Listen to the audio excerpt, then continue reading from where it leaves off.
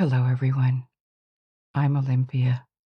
Thank you for being here with me in this wonderful place called Lights Out Library, and I have a great story to tell you.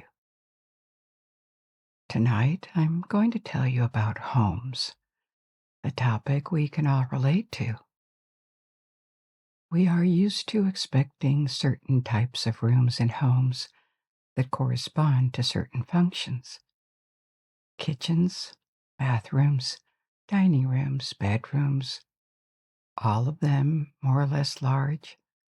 Sometimes they may be merged due to space constraints. And we know that larger homes may also have different other rooms, laundry rooms, media rooms, playrooms for kids, and pantries, depending on space and how people live. But all these types of rooms have a history that is not only interesting in itself, it also tells us about lifestyles, standards of living, social classes, technology, how genders are segregated or not, the importance given to privacy, and how we socialize. And there's a lot to discover here.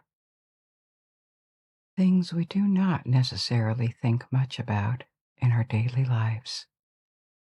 And as we're going to see, multi-room homes for a large part of the population were not the norm for much of human history just a few centuries ago.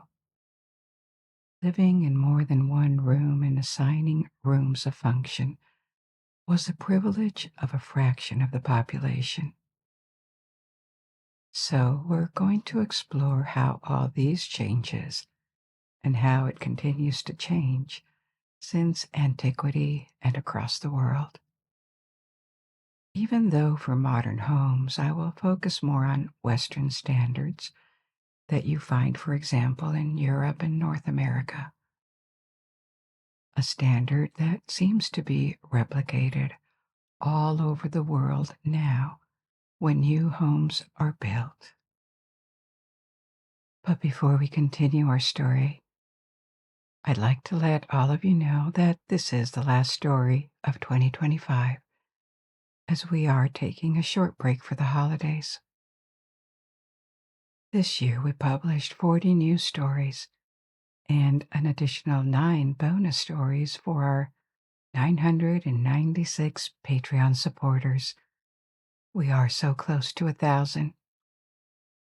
We do have a lot of new stories already planned for 2026, including surprising space and science stories, intriguing mystery and world mythology stories, and of course, contemporary and ancient history stories. 2025 has been a year of immense growth for Lights Out Library, and we do want to thank all of you for supporting us through all our platforms and directly on Patreon. We will return with a new story the very first days of January 2026. Happy New Year to you all. If you wish to support us on Patreon, we have added a link in the description of the episode, as well as other streaming options which may be better suited for you. And now, before we begin, let's take a moment together to prepare for our journey ahead. If you'd like, gently close your eyes and let your daily concerns drift away. Find a position that feels natural and cozy. Perhaps make small adjustments until you're perfectly comfortable. Now, draw in a deep, nourishing breath, and as you release it softly, notice how your body responds. Feel the warmth flowing from your neck down to your shoulders, melting away any tension. Let your facial muscles become soft and your jaw loose. Your fingers naturally open and your legs completely at ease. As you settle into this peaceful state, my voice will be your gentle companion as we begin our exploration together. So I was telling you that multiple room homes were fairly recent for most people. What does this mean? The building of homes really began with sedentary life and agriculture only a few thousand years ago. Prior to this, people found shelter in caves or built light shelters like huts or tents with the material they had at their disposal. Even in these precarious and temporary shelters, there was a search for comfort with furs, wells, fires for heating. But the concept of a fixed place to live in and of more individualized homes for smaller groups or families is something that really started with sedentary life. And as we're going to see, communal buildings where an entire clan or a very extended family lived lasted long after sedentarization in some places, well into the first centuries of the Middle Ages across Europe. For example, there were still communal houses like the Scandinavian or Germanic longhouses where up to dozens of people could live, eat, and stay at night, depending on the regions of the world. This coexisted with more individual homes. Of course, behind these high-density dwellings, there were material constraints, such as the know-how or the time available to build when people's attention and effort had to go to their survival, especially food production. It was also probably safer to stick closely together to find safety in numbers. But that's probably not the only explanation for the simplicity and the small individual space, because in many places, building materials were readily available. It also tells us of how our ancestors lived, especially this concept of privacy that we are often going to return to tonight. Nowadays, we find it natural, if not vital, to want periods of isolation every day, places where we can be alone or with a few people for some time.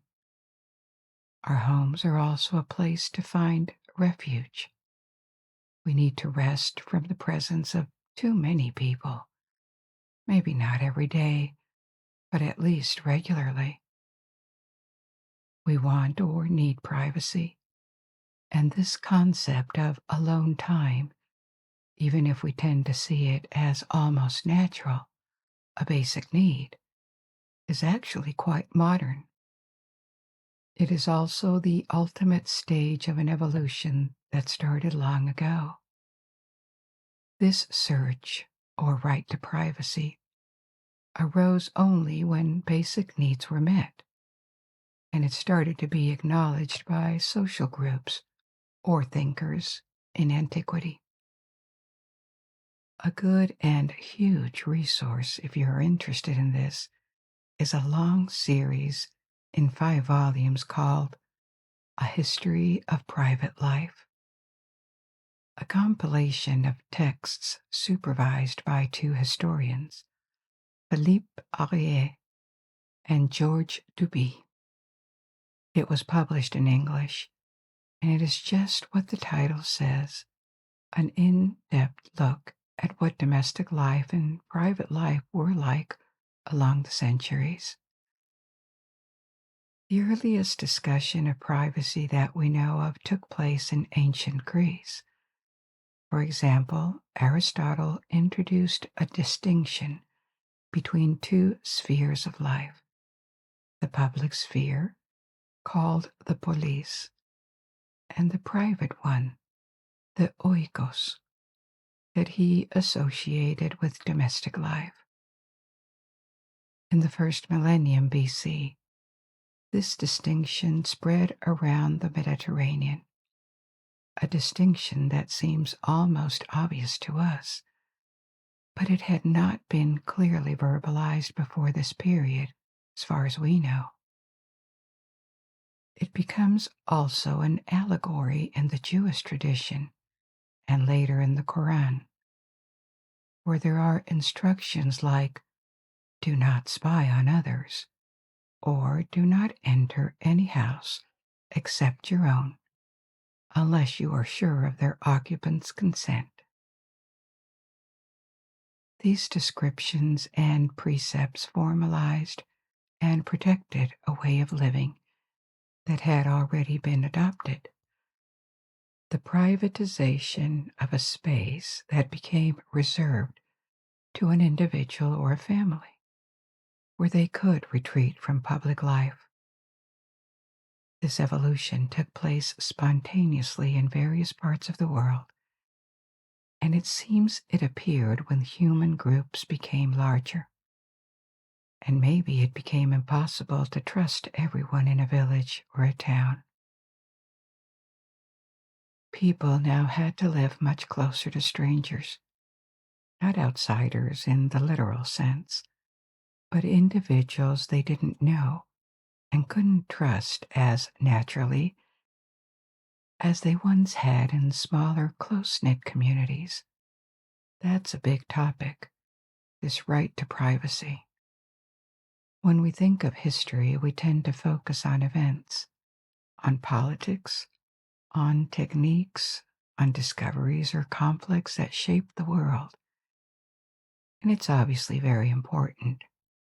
But if you think about it, in our daily lives, we spend way more time thinking about our domestic life, the people around us, our homes, all the small projects and goals related to this. We don't spend much of our daily time thinking about the evolution of civilization, right? And it was not different for our ancestors. Domestic life was at the center of their preoccupations.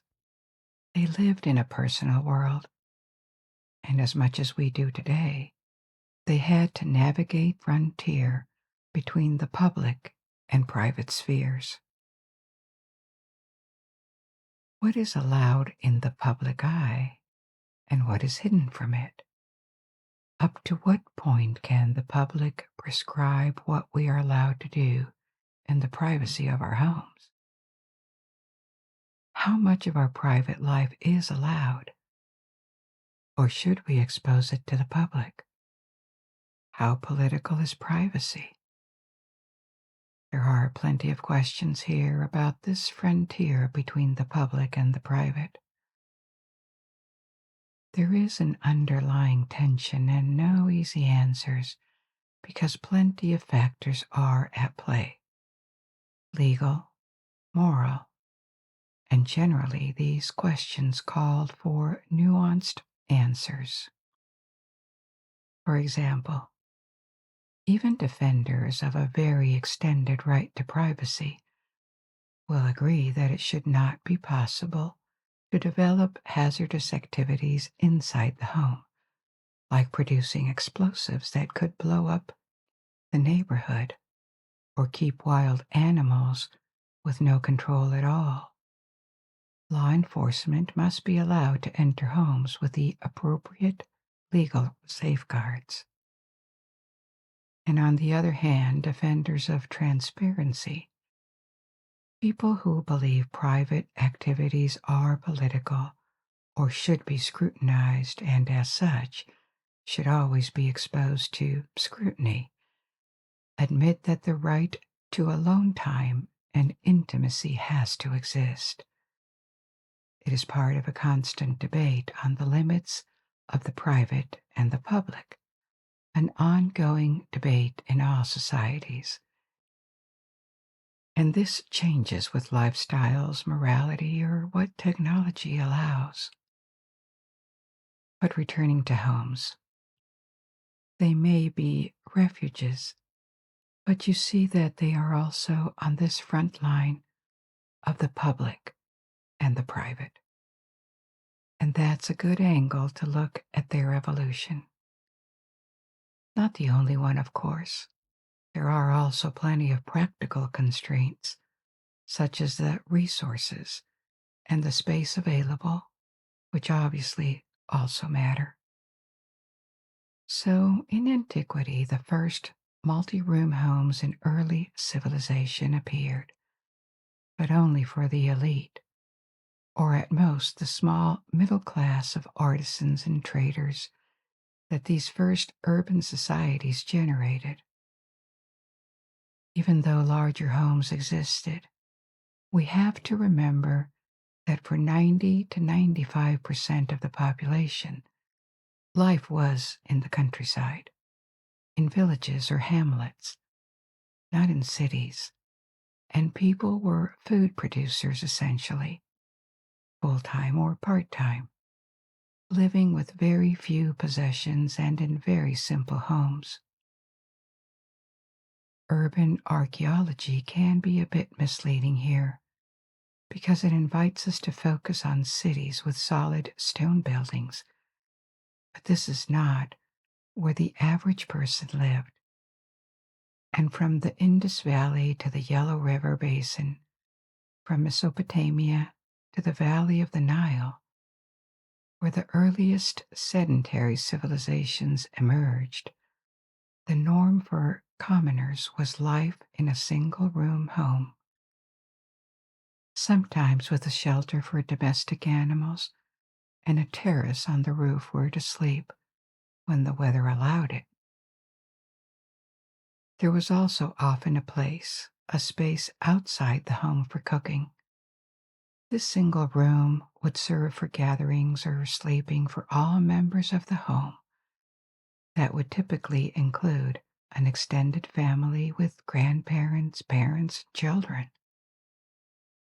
For the more affluent people who lived in towns or cities or estates with a relatively large plot of land that belonged to them, larger houses appeared that were often organized around a courtyard.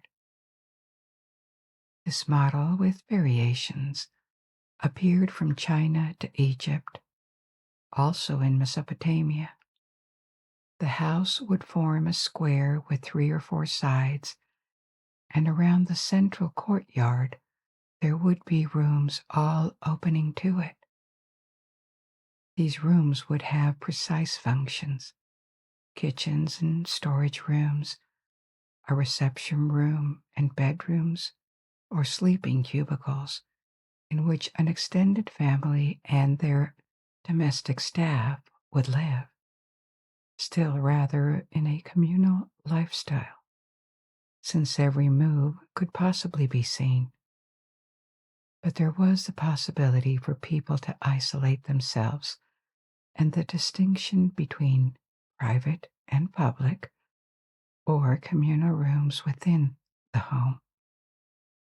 Part of it was dedicated to socialization, and spaces for individuals to sleep or retreat also existed. In Egypt, or later in classical Greece, a feature of these larger homes was the appearance of a woman's quarter, parts of the home that were dedicated to women, family members, servants, and eventually slaves. A section of the home where they would spend a lot of time during the day, busy with different activities, taking care of the very young children, spinning, weaving, sometimes gardening or making crafts. This segregation was found across many ancient cultures, and typically, women's quarters were located at the rear of the house or in a separate wing, a place that was relatively far as possible from the access of the home to public space, like the street or the road. These quarters had varying degrees of access control. In Mesopotamia, control seems to have been moderate and family men were allowed in Egypt and ancient Crete, and the Minoan civilization too. Women's quarters were probably close to what we call a family room today, a kind of casual living room for daytime activities of different kinds where the family could come and go. But this place was generally occupied by women during the day. In larger Minoan houses, so in Crete, the women's quarters would typically be placed on an upper floor, here again, farther from the public. There was a much more obvious segregation in Greece. In classical Greece, women's quarters would always be placed at the rear or the upper floors of a home, and where the quarters were systematically invisible to the public and even locked. This sector had a name, the gynekon, and it was located opposite to the men's dining room, the andron, where men could eat separately from women and receive guests. Greece had this practice of strongly segregating genders, keeping women inside the home, and affirming that their function had to be purely domestic. That reflects a very patriarchal organization of society in which only men, and not all of them, only citizens or freemen, could participate in public life. Now remember that we are speaking of relatively affluent families here. For ordinary people, the bulk of the population actually, it was still everyone in the same room, women and men alike, working inside or outside the home during the day. So this very strict segregation was the reality of a relatively small social elite. Practice of segregation still existed, but in a more relaxed manner in Roman homes. But over time it tended to disappear. In the 2nd century AD, for example, women in affluent families would typically dine with men or attend games outside the home. It was socially acceptable, and in broader terms, this reflected the increase in rights and freedoms granted to women in Roman society with the passing of time. But it was still very far from gender equality, don't get me wrong. But the strict obligation for women to live indoors and away from the public eye was increasingly lifted. This more relaxed attitude did not last, though. Around the Mediterranean, because in the Eastern Roman Empire, in Byzantium, which had a more Greek-influenced culture, and also in early Islamic homes from the 7th century, a stricter segregation was prescribed. Here again, for the upper middle to upper classes, women would typically be confined to a specific wing of the home.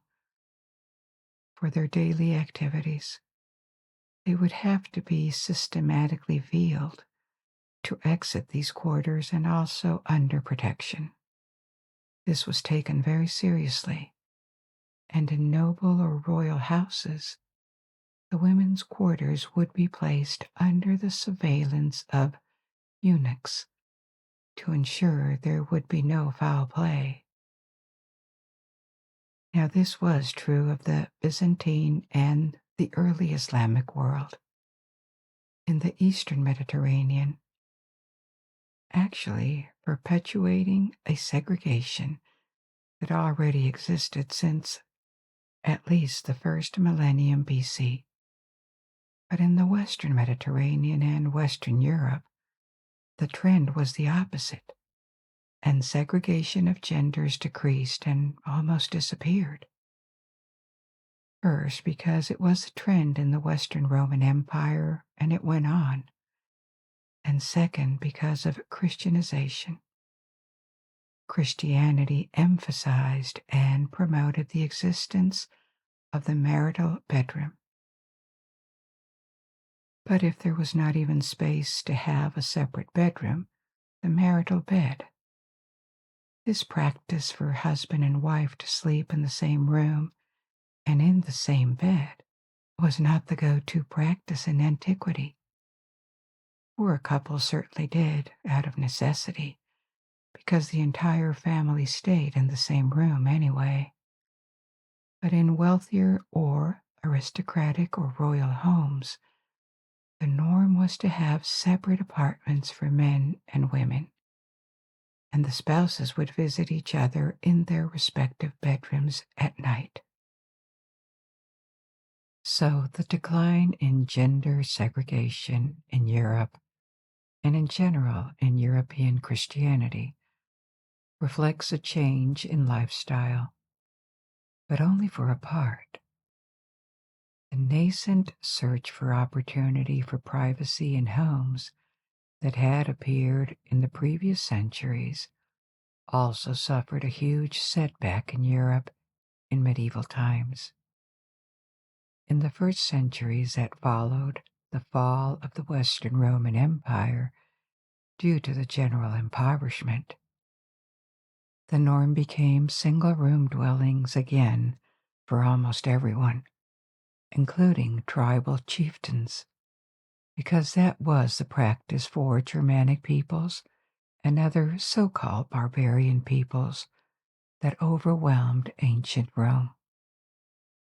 In this period, the new norm across northern and western Europe becomes halls or longhouses with a single large room shared by several families, their servants, and animals. Typically, there was a fire near the center, no windows, and so the smoke went out through a hole in the roof.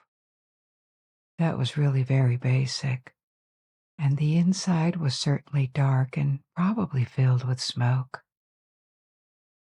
In that type of dwelling, privacy was almost non-existent. There could have been a few separations with curtains or screens, but they were minimal. One advantage of this, especially in cold regions, was heat preservation. Farm animals and people sharing a small space with a fire. This helped heat up the place. So during the Middle Ages, the concept of specialized rooms almost disappeared at first and was reintroduced slowly and initially for only the nobility in castles. For the entirety of the medieval period, the norm for commoners was the single-room home, built with local materials, wood, stone, brick, adobe, plus straw or planks for the roofs, and the whole family lived together. But a significant change coming with Christianization and the beginning of a rebuilding of the economy was that communal houses, like the longhouse, were abandoned and replaced with family houses. The family and extended family, but still a smaller group, became the relevant social unit in Christian Europe, and the spouses would now sleep in the same bed. As the medieval period advanced, closed beds appeared with wooden walls and a curtain, or sometimes even wooden doors, like a kind of closet where spouses would find a bit more privacy at night. And that also had the advantage of keeping warmth a little better. These closed beds could be seen as a kind of proto-bedroom, but actual bedrooms would not appear before several centuries still. In aristocratic homes, in castles and medieval manors, privacy was being slowly reintroduced, at first only for lords. One of the first private spaces to re-emerge was the solar, a room that was designed as the family's private living and sleeping quarters. Still a single room for several people, but that showed the reintroduction of a private space where the masters of the house could separate themselves from the public that came and went. In castles, this quarter could be called the Lord's and Ladies' Chamber or the Great Chamber. In a typical manor house or a big house for a lord, the ground floor would typically be a public space, not in the sense that anyone could go in, but because all members of the household, employees, tenants, servants, the lord's family itself, all of these people would regularly gather and eat there. This space was known as the Great Hall. So everyone gathered in the same large room, but there were codes. People of highest status, like the lord and his wife, together with distinguished guests, would sit or stand at the end of the room, opposite the doors, often on a raised platform, and those of lesser status would be seated further down the hall. So this great hall would be at the same time the living and dining room, and an entrance to the house, because it opened directly onto the outside. And for the servants, it would turn into a bedroom at night. But the masters would find more privacy in their quarters upstairs, the solar, which was typically smaller than the great hall and included a fireplace and often decorative woodwork or tapestries to make it more welcoming, cozier. As time passed and the Renaissance approached, the solar would tend to be split into several rooms in houses that had the size and the means to do it. In castles, too, where there was more space, solar morphed into apartments with smaller rooms and a proper bedroom, separated from a kind of living room or reception room, the ancestor of what would be later known as a parlor. But we will return to this in a minute. Another important room is the kitchen, but it is often kept separate to minimize risk of fires. And another characteristic of these houses is the absence of corridors. The corridor that distributes rooms is a modern invention. Until a few centuries ago, rooms were placed one after the other in line, and you had to cross each one to reach the one at the end. Here again, limited privacy. Because now that we are approaching the 16th century, the early modern period, the time of very basic homes when only a small elite would have had several rooms, was nearing its end, and new types of homes were about to multiply together with the search for privacy. The return of a degree of gender segregation, huge changes in interior design and architecture, parlors, living rooms, bathrooms, smoking rooms, dining rooms, and more. There are lots of things to say about the period that goes from the 16th to the 19th century. In the 16th and 17th centuries, general wealth rises in some European countries, especially in Spain, in Italy, in France, in Germany, England, and Netherlands, thanks to international trade and technical innovations that boost production. For most people, it is barely perceptible. Life in the countryside will not be modified by this, but pockets of wealth appear in these countries. At the same time, the taste in architecture evolves towards lighter buildings with less or no defensive features, now that artillery made them less valuable than before. People also want more light, more air inside, and the construction of all this is going to start producing completely new types of homes for a long time, and for the happy few. But the new forms of homes and rooms that emerged at the time will still be very influential, very important, because they will inspire the bourgeoisie later and trickle all the way down in society. The first modification of medieval homes is that the great hall begins to shrink, and it tends to evolve into an entrance, not a place in which to stay or live, but a transition room from the outside to the rest of the home. So where is the family going to eat and receive guests now that the great hall is disappearing? A new type of room called a parlor, a room that becomes a withdrawal room for family meals and conversation in the 16th century, appears. Not a proper dining room yet, because the modern dining room with a fixed table and chairs is also something that appears much later in the 19th century.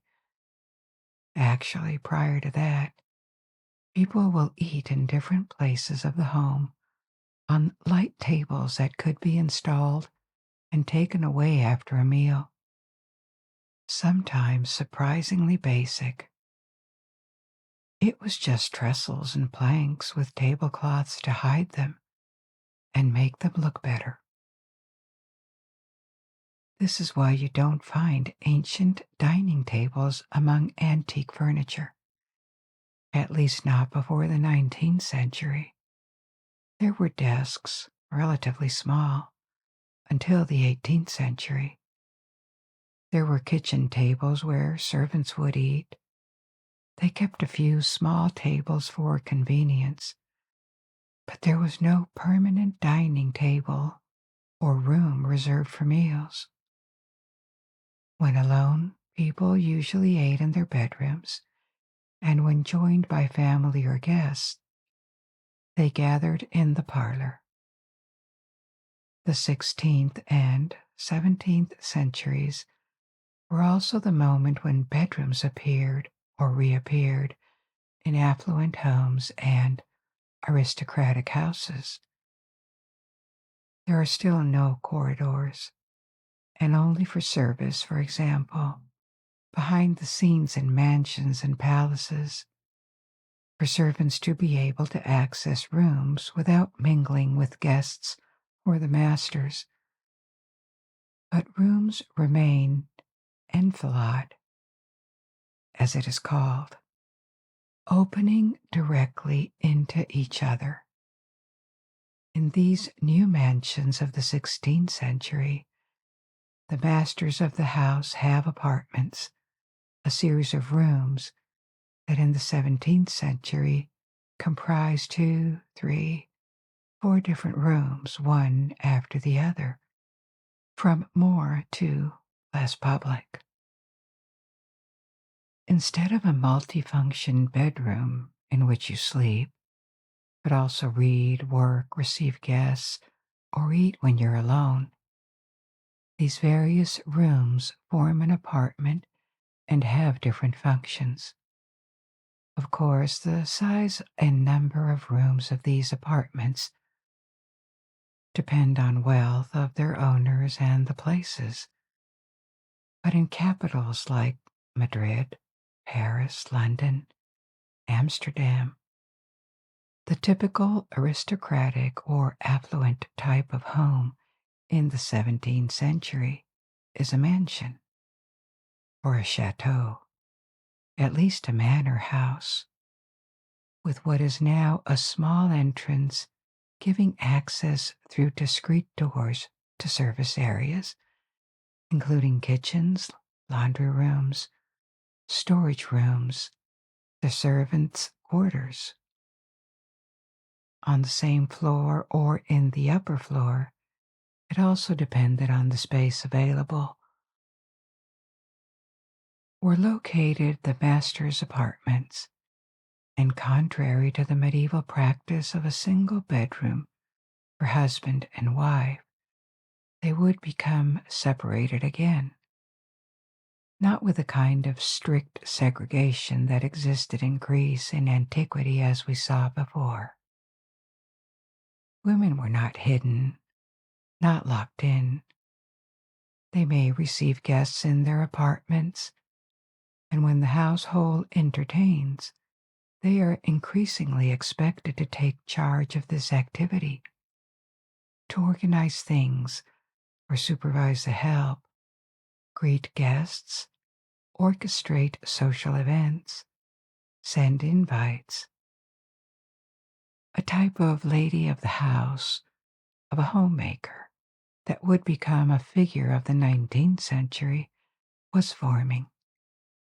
Women reigning on domestic affairs and men going out, ideally forming a kind of partnership in which each one has a predetermined function or role to play. This model began in the aristocracy and high bourgeoisie before trickling down to the middle class. Remember again that when we speak of multiple rooms in apartments, we are speaking of rich people, and there were not that many. This type of large house was not limited to the nuclear family and their servants. The concept of households that existed in the 17th and 18th centuries included other relatives, grandparents, eventually brothers and sisters that were too young to get married and go form their own households. Also friends of the family who were cousins that had come to study or visit, plus all the servants. This was the definition of the household. So quite a lot of people living under the same roof. In these large houses, there are still no corridors except behind the scenes. But in order to facilitate circulation and make the home grander, larger, staircases begin to appear, symmetrical and monumental, starting outside and after the entrance, continuing inside. A feature that mansions and all houses tend to perpetuate today, beyond the changes in styles of architecture or decoration. In the ladies' and masters' apartments, the bedrooms were large closets or small rooms for dressing, but no bathrooms yet. Instead, there would be a washstand, a kind of table with a jug of clean water and a bowl. Sometimes a tub could be brought in for baths directly inside the bedroom. It would be filled with hot water manually. There were no pipes at the time. Bedrooms would really become a thing in the 18th century. But at the beginning, they were a curiosity, kind of high luxury amenity that only kings and queens or very wealthy eccentrics had access to. Bathrooms really started to generalize in the 19th century, and slowly. But let's not get ahead of ourselves. We are now approaching the 18th century. The 18th and 19th centuries are really the time when much of our modern concept of home was invented, especially because in this period, the specialization of rooms accelerates. Rooms now fall into two well-defined categories that had been emerging again since the 16th century. The private ones like bedrooms, rooms in which to retreat, that were for women could be called boudoir, and for men a study or a library. These were rooms strongly associated with one gender. They could be used to receive a guest, but being invited in a room like this was kind of a privilege, a sign of closeness, of friendship with the host. And then there would be public rooms, still only accessible to family members and guests, but rooms dedicated to socialization. In the 18th and 19th centuries, socialization in higher classes booms. It becomes a pastime. It is also necessary to conduct business or constantly reaffirm one's status and belonging to society. So, aristocrats and the bourgeoisie alike have intense social lives. They constantly host or are invited several times a week. And first, when you entertain, you make people eat, and the dining room appears, a separate room that can fit a large table and leaves rooms for servants to do their work around the guests, because this room was devoted to formal dinners, and hosting was both a maker of status and a source of entertainment. The dining room was decorated with great care, as was the table itself.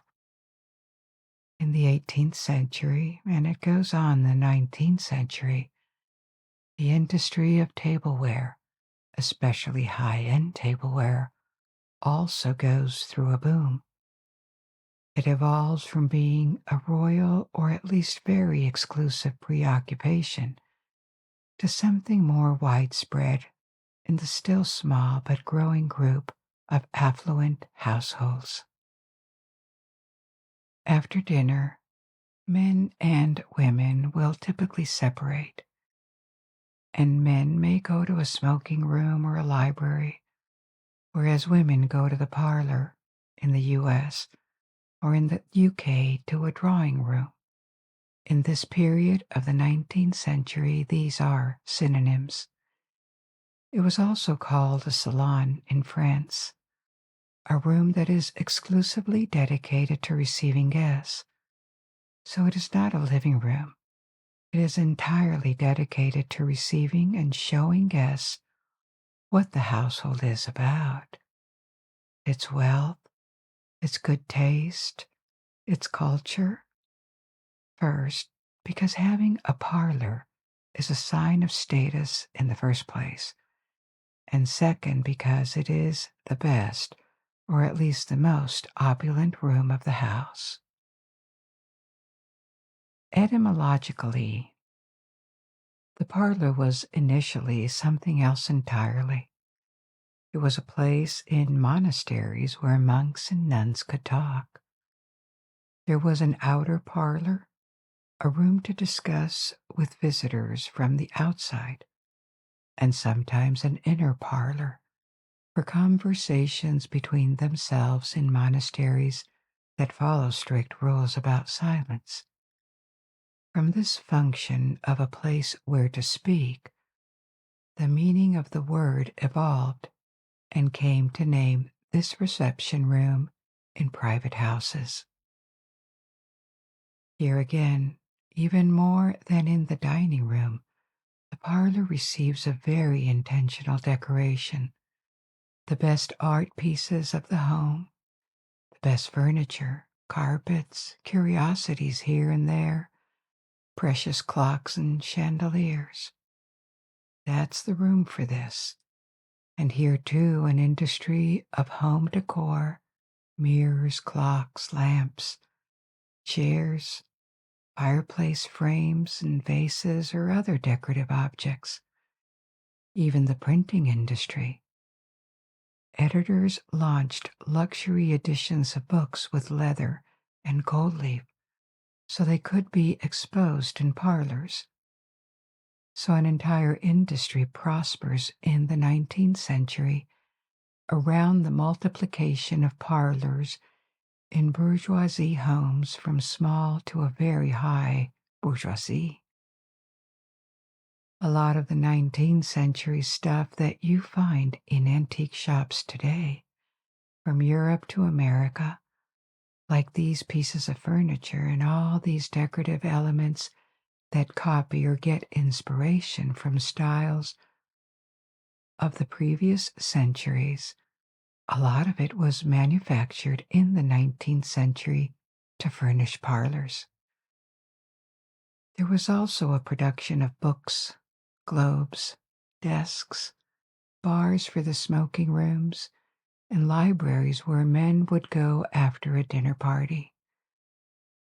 So here you see the return of roles based on genders, with men and women having dinner together, then separating for a little while because it is assumed that there are also topics of interest that are not the same. Men would typically talk business or politics together, for example, and after that they would gather again when men would move to the parlor to be reunited with their spouses and stay a little longer before the end of the reception. That type of evening appeared in the 19th century, but parlors and salons existed before.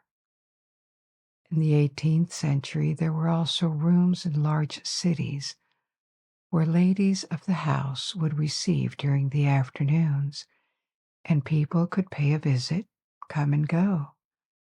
It was common knowledge that this particular day of the week, this lady would receive at home between certain hours, and her friends and acquaintances were welcome to go and stay for a few minutes or a few hours. These gatherings became important events during the period of the Enlightenment, especially in Paris. For aspiring writers, philosophers, poets, appearing in these circles and showing that they excelled at the art of conversation or reading some of their work could determine the rest of their career. Actually, in the good society, young men and women were also taught the art of conversation, of organizing, of participating or driving in a pleasant but also polite and entertaining manner a conversation, because that would be a crucial social skill for them.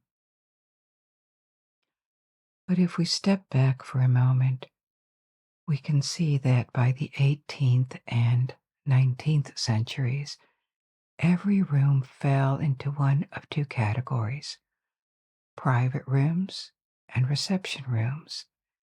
And that also tells us something about society and the way people lived, beyond the details about the names of rooms or what happens in them. As time passes, the separation between private and public spheres, the aspiration to privacy, only grows. And this goes hand in hand with the evolution of society and philosophical discourse. An important author here from the 17th century, but he remains important to understand the Enlightenment period in the 18th century, is John Locke, the English philosopher. He didn't use the word privacy in the way we do today, but he affirmed the concept of personal privacy, a right to autonomy and personal life that he saw as tied to liberty and property. These concepts would be further worked on after him by others. In the history of ideas, what matters here is the growing affirmation that individuals have a natural right to liberty, a liberty that can even become limitless in their private sphere as long as they don't hurt others. This conception of liberty and individual autonomy are among the main features of the Age of Enlightenment. That's a concept that sounds rather familiar and uncontroversial today for anyone born in a Western-style democracy. But in the 18th century, this kind of statement was controversial. The rise in individualism, the extension of the right given to individuals as opposed to traditional structures like family or churches, this is something that is at the heart of political liberalism. I mean liberalism in the sense of the political doctrine, not the modern American sense that means more left-wing or left of center. So the doctrine of political liberalism, that is to say, the affirmation of individual rights, the limited government that works for people, not the other way around, the rule of law, consent of the governed with a state that has checks and balances.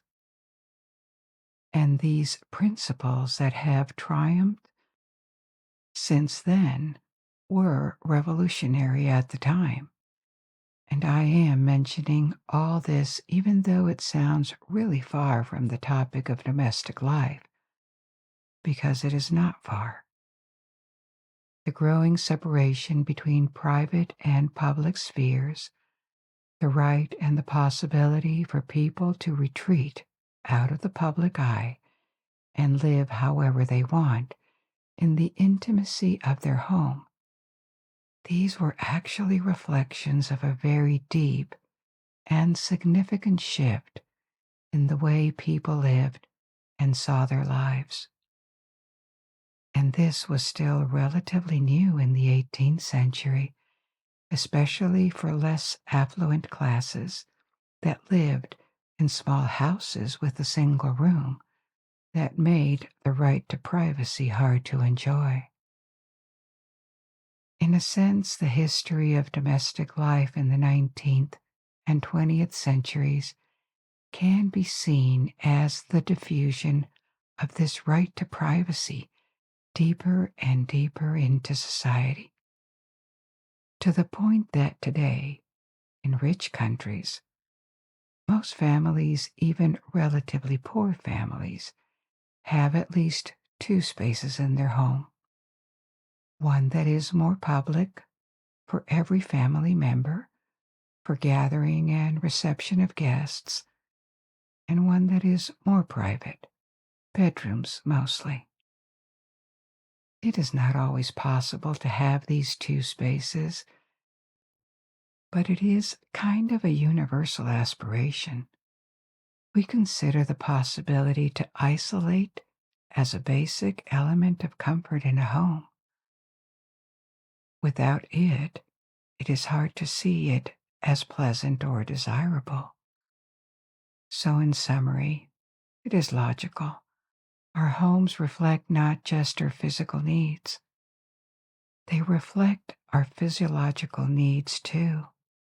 And the way we socialize from close family to strangers, and the rooms express, reflect all that.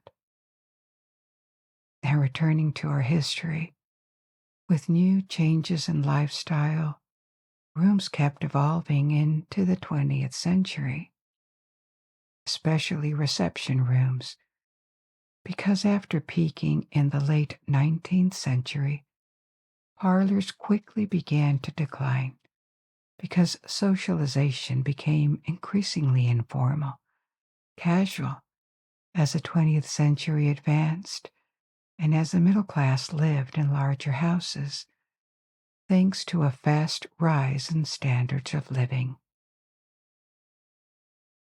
Following the parlor, a less formal sitting room or family room had appeared in affluent houses.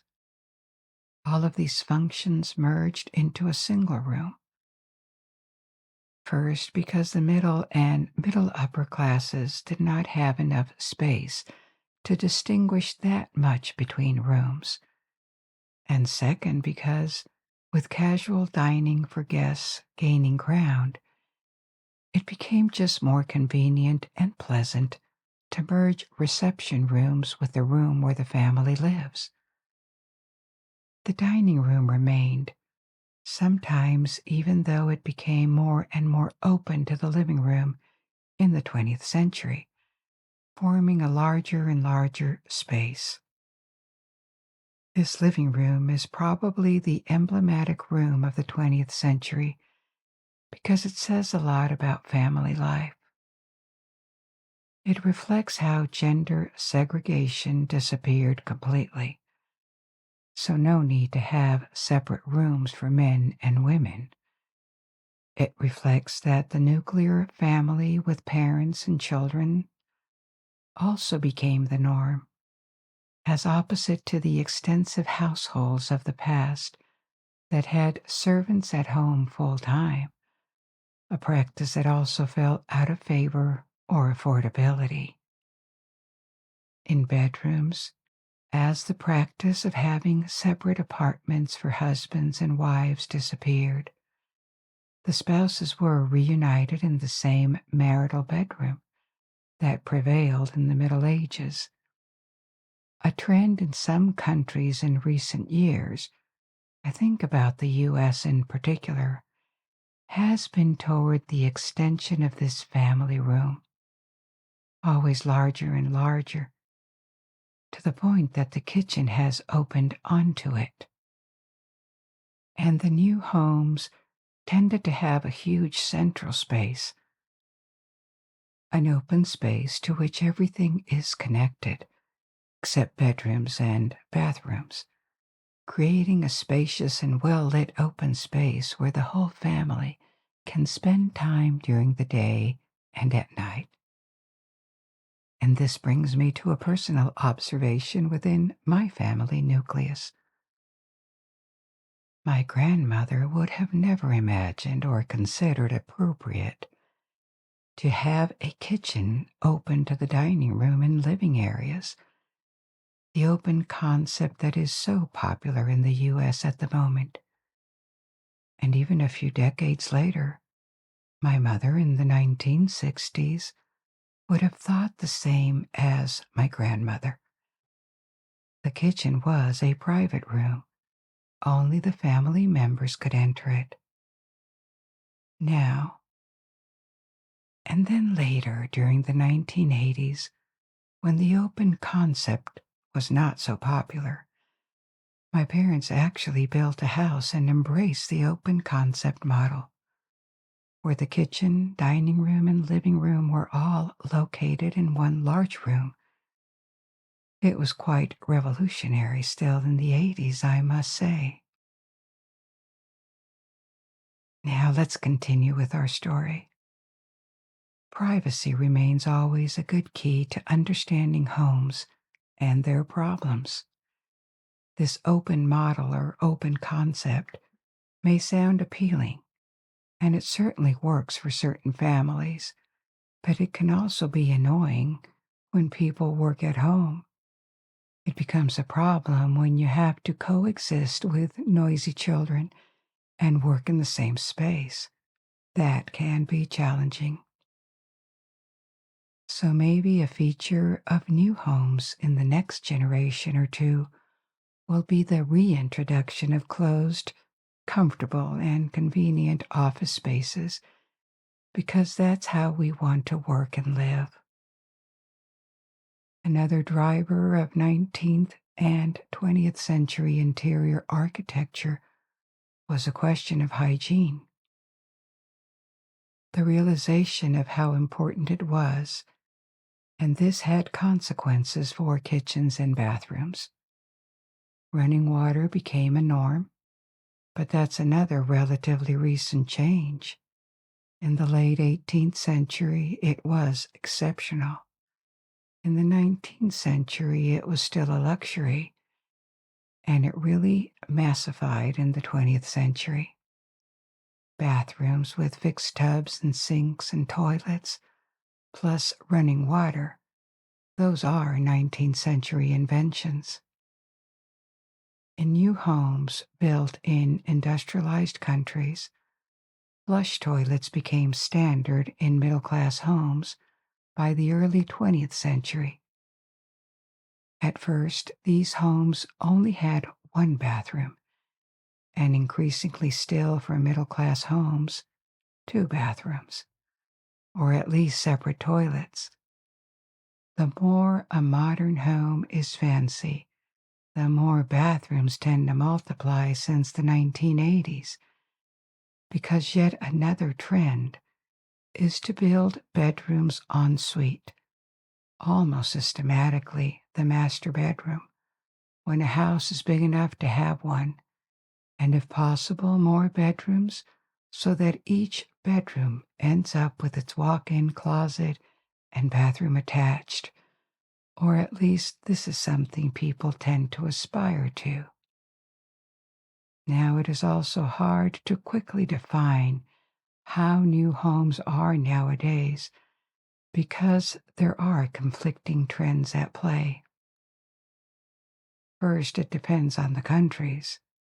In Europe, new homes tended to remain of the same size or shrink over the past few decades, whereas in America they grew and grew, especially in suburban areas, to the point that some people started to make fun of these oversized homes with mixed styles of architecture. I guess you heard of the term McMansions because they have a lot of space inside with high ceilings, and the supply of space creates demand for rooms in these homes. They have new types of rooms that are placed there or invented to fill in the space, like home movie theaters, bowling alleys, supersized garages, and more. But in general, the American public has been buying larger homes with larger rooms in the past 3 or 4 decades. In contrast, you have zones where homes have been shrinking, either due to very high demand and lack of space in larger cities, or even for the upper middle class. The norm today for young people, unless they have inherited an apartment or a lot of money, is a small apartment, a studio or one-bedroom apartment in which every square foot matters. And sometimes it is voluntary. In search of simplicity and getting rid of stuff, some people choose so-called tiny houses with a single room that has two functions for day and night. A type of home where there is no room left for public space. It becomes entirely dedicated to the privacy of the one or two inhabitants and leaves no space for reception. All socialization is transferred outside the home. So if we were to summarize the evolution of rooms in the 20th century, first, it is a very fast and spectacular change. The ideal of a 1900 home, ideal because reality is different, it is shaped by constraints of space. So the ideal is what most people would have aspired to. This ideal of 1900 would have been a home with still a good number of servants, a strict separation of rooms between public and private rooms based on gender, even though it was already beginning to recede. and highly specialized rooms separated by walls. Each room had a function. A century later, home plans are much more open, fluid, and family-centric. Fewer people live in the home because there are no servants anymore, no grandparents generally, and fewer children. And the core of the home is now an open space, more or less open, and some walls are often kept to partially isolate spaces, one for dining, one for working, one for cooking, one for watching TV or playing games. And this family space is also where guests are received, because socialization now is way more casual than it used to be. The place for intimacy and isolation has been returned exclusively to the bedroom. But this model is not set in stone. It evolves constantly, and it is probable that homes in 50 years will be very different, shaped by technology, the way we live and how we live, the different functions we need to find in our homes, what families like. Maybe the trend towards smaller and smaller family units, and a lot of single people will be reversed. For example, some people think that the future could see a return of multi-generational homes with grandparents and children and parents not sharing the exact same home, but living close to one another on different levels perhaps, different floors, for example. Rooms keep changing, and this is what makes them so interesting to analyze. There could be many more things to say about interior architecture, rooms, privacy, society, but we have reached the end of our story tonight. I hope you enjoyed this adventure, and I invite you to discover and learn more. Now you can let go and sleep. Or if you're not sleepy yet, you may pick another story from my ever-growing library. And until we meet again, good night, sleep well.